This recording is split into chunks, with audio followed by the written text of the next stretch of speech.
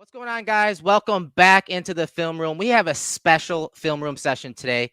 As the host of the film room and owner of Cover One, I wanted to do something a little different, kind of bring on some different Bills personalities and media to do some film work and to kind of show off their chops in the film room. And so I figured, what better way to start off this segment and topic than to bring in one of the heavy hitters of Billsmafia, Mr. Sal Capaccio from WGR 550. What's going on, Sal? Not much. It's been a crazy 12 days, as you know, for Yeah. traveling and covering the team and all of that. And I mean, I'm exhausted. I can't imagine what the players and coaches, what it's like for them, to be quite honest with you. But now we have a little bit of a reprieve. It's great. It's great to be here with you, man. Absolutely. Yeah, you said it. I mean, it's been a rough stretch, and I don't want to keep you long because, of course, it is your weekend. You actually get a weekend off during the season, so I want to get you back to your family and friends. So I asked you in DMs, one play from the last game that you wanted to pick as your play of the week to have you look at and to break down. So you picked the 28-yard run by James Cook that we're seeing here. Up to this point, though, Sal, he had 3 carries for 3 yards. So much like the Bills offense in this game, they committed to the run game. They committed to getting Cook some touches, and it paid off. So tell me why you picked this play as your play of the game. Well, a couple of reasons, micro and macro. I think micro, it was coming right at me, where I stand basically on the sidelines. I mean, I wasn't in the end zone, but I was down by the goal line area. And once they cross like the 35, 40-yard line, I go to that end zone in case there's a long play I can watch. So I see this coming at me, and I saw James Cook do James Cook things like we saw him in training camp. Like, it really just kind of stuck out. Man, he had such a great cut, which we'll see in a little while, that I said, that's the James Cook I remember in training camp. And it just kind of stood out to me. And it was a really big play in the game, right? I mean, I think at this point, the Bills had just given up the touchdown, right? So now they were down. They're trying to drive back. This was a big drive for the Bills. So that was part of it. But I think the macro part of it for me was just the concept and design of, I went back and looked. It was really kind of the Bills, I think, a nice game plan. They kind of knew what the Patriots would do in this situation and kind of used it against them. And I really thought that was kind of cool. They're doing their own thing, but this was really well schemed up, and there wasn't anything so fancy about it. I think it was just good football and good coaching, to be quite honest with you. And then you let an athlete be an athlete. Yeah, great game plan. As you said, they knew the Patriots were going to play a lot of those too high coverages Yep. and have those light boxes. And so guys like Cook, he may not get those 20 carries a game, but when they do get the ball to him, whether it's in the run or pass game, he's got to maximize it. And in this game, he definitely did. So let's take a look at this play. And before we get to it, I'm going to set it up for you. So here's the context of the play, guys. 1st and 10 situation. The Bills are at the plus 43-yard line of the Patriots, 2:29 on the clock.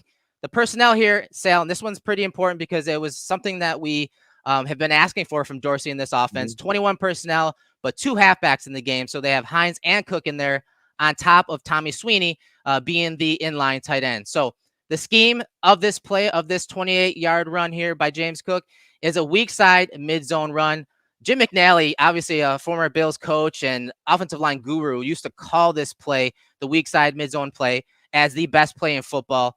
And so I'm going to set up the landmark for a running back here. The aiming point of this run for James Cook is the inside leg of the tackle. Some teach outside leg of the tackle. Either way, it's kind of that in between an outside zone run play and an inside zone run play. And the first read is the first man outside the center here on this play. So, Sal, 1st and 10 situation, 28-yard run by James Cook. Take it away. Yeah, so I really like the fact that they use motion on this play as well. Yeah. Earlier in the season, they ran the same concept against the Pittsburgh Steelers, the same play. They didn't use motion on that play. And I think the reason why you bring motion here, this is Nyheim Hines, by the way. He's the second running back, right? So what you pointed out a minute ago, they used quite a bit of this 2 running backs, and some of that was Nyheim Hines being on the field in the motion. I like motion. So watch what motion does here. Miles Bryant comes down. He's actually coming 27 into the box, right? He's coming into the box, and you're kind of taking him away from the middle of the field is what you're doing. I think the Bills knew here that if they go a motion away back towards the strong side, they're going to get that safety coming down in the box. You're really kind of taking him out of the play is what you're doing, because now really this play is set up, Eric, and I think you'd probably agree with me. Tell me if you don't. I think this play is set up to say, look, we think we can get past the first level. And if we do, this is all about James Cook then. It's all about James Cook. Absolutely. All we have to do is get past the first level. Look what you have in the second level. Now it becomes a 1 high safety look, and really it's going to be James Cook one-on-one at that point. Now you have to make sure you get past the first level. So what's really also interesting to me is Josh fronts out basically on the midline. On the midline. His actually left foot comes all the way back. You see where he is right there. He's not stepping down the line. He's stepping right on the midline. He's giving Cook a chance to read the play as he's opening. And that really, I think, also kind of holds that linebacker a little bit in the middle of the field. Good read, though, by the linebacker who's going to come over the top. But he kind of lets James Cook look at the play and see where he's going. Now you have the interior offensive line. They're basically taking their blocks. And this is what I mean by knowing what the Patriots are going to do. They're using the Patriots' leverage against them here. Everybody's washing down. Everybody's going against. They don't have to be bullies here. They just have to kind of move down the wash, if you will. The key is Tommy Sweeney. This is a great play by Tommy Sweeney. Let's go back and take a look at Tommy Sweeney on the right side. I think Tommy Sweeney here is the key to this play. People talk about Tommy Sweeney, the tight ends, and what they're doing. Tommy Sweeney makes this play. Yeah, he actually comes down the line. He sees the middle linebacker and says, I don't have to go get him. So he gives a little chip, and then he turns around. Bam, that's the key. Now you're letting James Cook do his one-on-one. There's the cut. Yeah, it's great stuff. I'm glad you mentioned the vision of Cook on this play. So yeah, the motion across the formation brings that safety down, rotates that safety to the post. And the first read, as I mentioned, is this guy right here. And it's an easy one because of where he's aligned prior to the snap and then post-snap. He inserts into that B gap. So that's obviously taken away. So now James Cook's eyes are usually right up here. First defensive lineman is a nose tackle, but he's also reading that second level. And this is where that vision comes into effect here. And this is not something I thought James did all that well in college. But he does a great job here. He feels Bentley, the linebacker, fast flowing over the top. Thank you, yes. And as you said, Sal, like the blocks initially by these backside guys. So Bates with Morse and then Sweeney with Brown are so critical on this play to get that movement. And it's movement that's opposite the flow of that motion you talked in Hines. So you have flow going in different directions. But these guys, Bates and Sweeney, get the sled moving, as we say, get that horizontal displacement. And then I just love James Cook's pressing the line of scrimmage here, how he gets vertical right here. His eyes took him to the backside, but now he's got to press the line of scrimmage right there, 2 or 3 steps.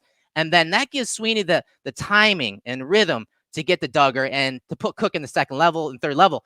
And with a guy like Cook, who's slightly different than Motor, Cook's speed can change angles, and it looked like he changed the angle on Devin McCourty, the safety that's coming from the post on this play. So that's a really nice block by Tommy Sweeney. Now it's one-on-one. We say we think we could just be an athlete and beat everybody. Now you have to have. Now here comes Miles Bryant. Let's take a look at Bryant again. Bryant's 27 on the left-hand side of the screen. Think about the difference if they don't have the motion, right? Let's go back to the beginning of this. Yeah. Miles Bryant is 27. If they don't have the motion, he's actually going to be sitting on the hash or near it. He's coming down on the left side. At the end of this play, he has to chase this from behind. So if you don't have that now, as Cook bends it back, he only has one guy to beat, and he can get back to the middle of the field where Miles Bryant would just like he scored in that Steelers game, right? Same thing. If you go back to that Steelers game, and you sent me the link of that, Sweeney had the same block. He had the same block. It's incredible. Yeah, it's a play that it's attacking the weak side, but more times than not, it's cutting up inside or hitting that backside gap. It's a way to use misdirection without using a puller or anything like that, or having to use counter steps to have pullers take defensive linemen and linebackers to the play. So this is one way that more times than not, a play that bends back, and it's a way to create misdirection and to get the defensive linemen and linebackers flowing in one direction. Having a speed guy like Cook cut it back, but still running up inside versus a very stout interior defensive line. I just think it's such in really good unison for this offensive line to have this playing concept, to know exactly what the Patriots are going to do. It's just so well coached up, right? It's like, hey, we're going to use against them what they do, from the motion to the flow, and then just say, let James Cook kind of be an athlete in open space here. Yeah, it's a concept that they've been trying to get Cook running a lot more of. It's not necessarily a Motors skill set or area of expertise, but this is James Cook's wheelhouse, along with crack tosses and the dart plays where they have those tackles pulling. But mid-zone run is something you guys are going to see a lot of from under center as we move forward this season. It's one of their base concepts. They're starting to figure that out, Sal. They're starting to figure out, okay, here are 4 go-to plays or got-to-have-it plays in the run game wherever they are on the field.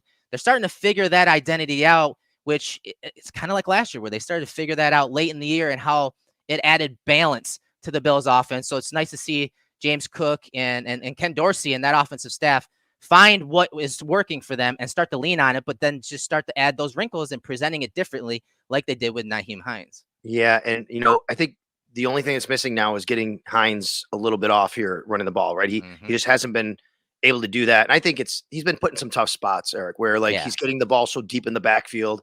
I think they really kind of snuffed that out. The Patriots did. They knew that when Nyheim Hines was in there, the Bills might try something. They did. They were really on him. If you can get Nyheim Hines a couple touches to actually get loose a little bit, that'll help this stuff even more, right? Because now you have to respect it even more. And I think that's what the Bills' aim here is. Everybody's been wondering, well, why'd you get Nyheim Hines? Why'd you get Nyheim Hines? This is why you got Nyheim Hines. I think this is obviously because we know the return game and what he's doing there, but it's also to present these different looks as they're going forward. Now you have several games left. Now you're starting to put stuff on film. The teams have to say, wait a minute, when they have this look, is he going to get the ball? Are they going to give it to James Cook? You're starting to use 2 more running backs. I think this is all starting to build up now where they can start to use a little bit more of what they envisioned when they got him. Yeah, and honestly, teams haven't respected this jet action. They haven't. You saw corners, whether a slot defender as a force guy or the corner out, as a cloud corner, they're crashing hard on the run, where the ball's going, not on Nyheim Hines. So they're still saving that. They're still saving that action where he's going to have a pretty easy touchdown because not many teams have respected it yet. But I think Dorsey is, when it comes to that portion of the offense, I do think he's saving it for a specific situation, critical situation later in the year. But it's nice that he's tinkering with the personnel groupings, throwing guys like Sweeney in there, getting Shakira mixed in on some of the run plays where he's leading. So we're starting to see some of that versatility and multiplicity from Ken Dorsey in the offense. And it's nice to see, again, a young rookie in James Cook, who's going to have a big role in the Bills offense going forward into the playoffs late in the year. Let me make a prediction. They're going to go back to this play against the Patriots and they play him again. Now, maybe it'll be different depending on what the situation is, where the Bills are in the standings. They're going to go back to this play. They're going to bring that safety down with the jet motion. And I think Josh is going to look that way, and they're going to have a nice seam route in the down that seam. Absolutely. I think this is a play that you put on film, and now the Patriots see it. They know what's coming. You bring that safety down now. I think the Bills now. I think it was Gabe Davis on the outside. I think Gabe Davis has a real nice, easy pathway to a slant, a post, whatever. I think they come back to that concept next time they play the Patriots or somebody. They're going to put this on film, and they see now if teams react the same way, they're going to have an opportunity to throw the ball down the seam.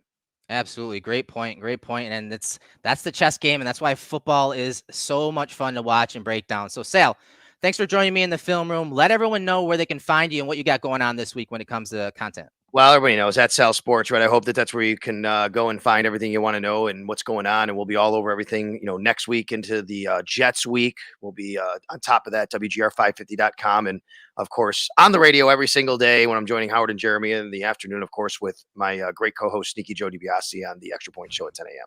Sal, this has been fun. Hope to do this again later in the year, brother. Appreciate it. Absolutely. Thank you.